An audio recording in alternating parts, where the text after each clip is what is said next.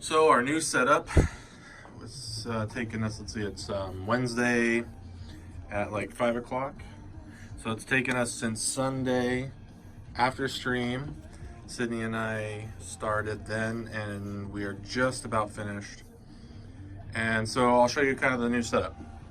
So as before, we've had this wall of kind of, peripherals, controllers and games and all that nonsense. We finally set up a light here, so when you walk in, that light triggers this one, which is the face for their faces, and then these two thin ones up here, which keep the green screen lit. Finally, it took me forever to find some long LED style thin ones so that they wouldn't keep getting knocked over. Anyway, it's green screen. You probably remember as well, we used to have this reflective thing on the wall. Well, that was because that was an air-gapped wall. We were getting noise complaints because of the streaming, and so when we remodeled the first time, we put in about a 6-inch artificial wall, and that's also why that wall was always like curvy whenever you'd see it, because it wasn't actually real wall. Anyway, we took that down, so we gained a little bit of extra space and adhered the wall, the green screen back up there. The sensors run together. There's one over there above that computer. That's for the VR. Anyway, this is the new computer. Basically, it's just a mid tower, but it's got a 9900 Intel i9 processor. It's got 32 gigabytes of RAM. It's got a GTX 1080 Ti. It has an M2, you can see right there, a 1 terabyte M.2. It's got, you can't see the other drives, but it's got a 1 terabyte SSD with the OS on it, and it's got two 2 terabyte SSDs, regular SSDs, all of which will share the gaming load. So this is going to carry all the gaming load now. So this will be able to actually keep up with new games, graphic control, and all that. So that's handling all that load now. This is the computer that they had for the longest time. Nothing's really changed in here. It's and I think it's a i7-6600. It's also water cooled. This is a double fan. I don't know if you can really see it. It's got a double fan water cooled because this is where the CPU load comes from. We want to have the best quality output we can, and so that's CPU. So that's double cooled there. It's got a regular 1080 Ti. I mean a regular 1080, not a Ti. And then it's got an M.2. You can kind of see right there, that little guy. And then a number of other little drives. So, and this is not as powerful. It's also got 32 gigabytes of RAM. It's not as powerful, but it's really going to be handling is streaming load. So that's this computer. Anyway, so now we have this working all the gaming power, this working all the streaming power. Well, how does our setup work? A lot of people who stream don't really have the complex nature that we have, which is right now it's 2 computers being used, but also what's very complex about the GP setup that we had to figure out was merging all these audio sources into a single area where OBS, which is the software that broadcasts the stream, so it can hear everything, right? It can hear all the audio from the alerts, which is on one computer, and all the audio from anything else, which is either on a console or another computer.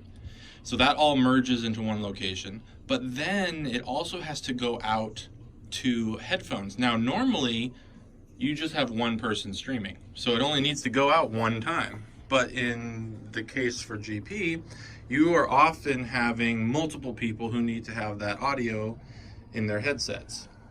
And so that's where this complex design comes from. So you've got all of your outs.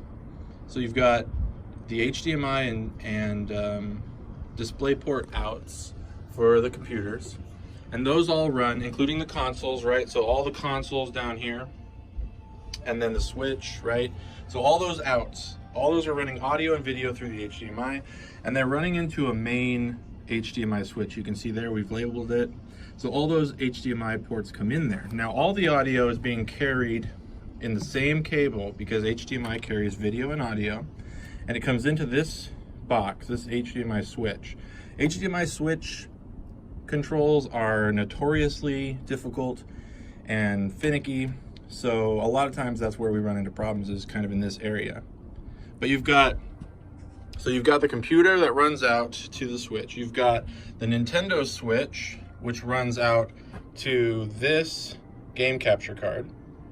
You've got the PlayStation, which runs out to this game capture card.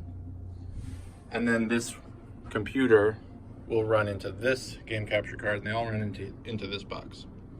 So all the audios are being blasted into here depending on what source we're telling it to pick up.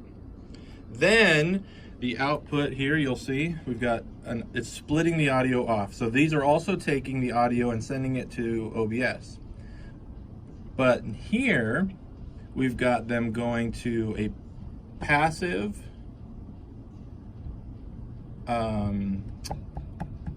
mixer. Yep, there it is, mixer. Passive mixer, which merges whatever is live on this switch, merges it with the alerts from this main streaming computer. Okay, so we've got two sources of audio being merged here.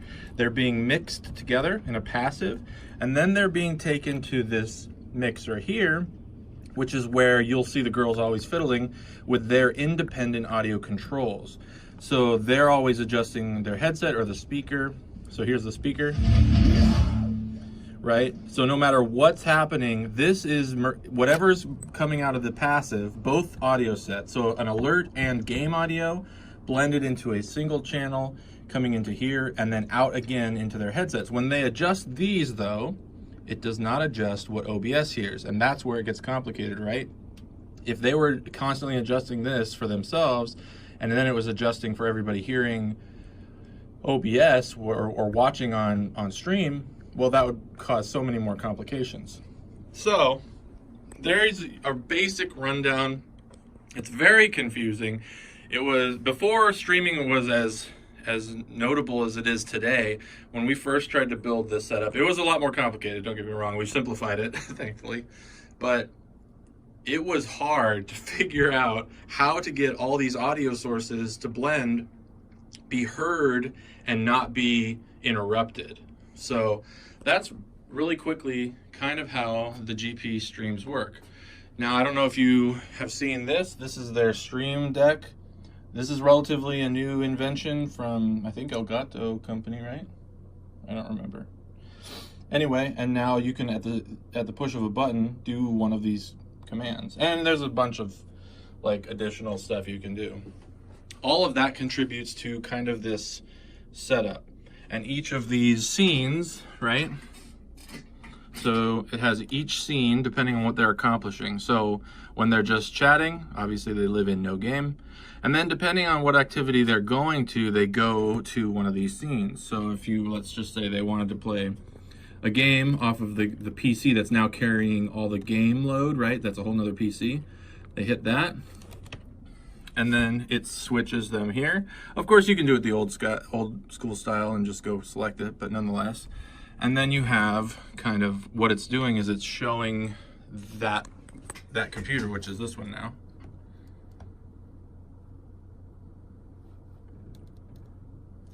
Wake up.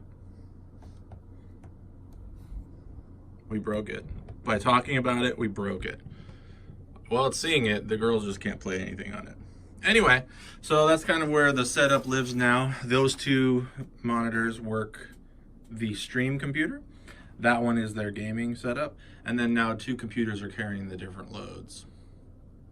And so there you have it. The only other thing that's perhaps a little unusual is instead of like a web camera mic, we have a Roland mixer card capture or audio capture here, and then that's connected to a shotgun microphone, and the shotgun microphone allows us to pick up audio mostly just from this direction. And the reason we have that is because we're in a basement, an old basement, and you can hear every movement. And you've heard it before, so if it wasn't a shotgun microphone, you'd hear it a lot more. Anyway, so there you go. There's the kind of the new setup.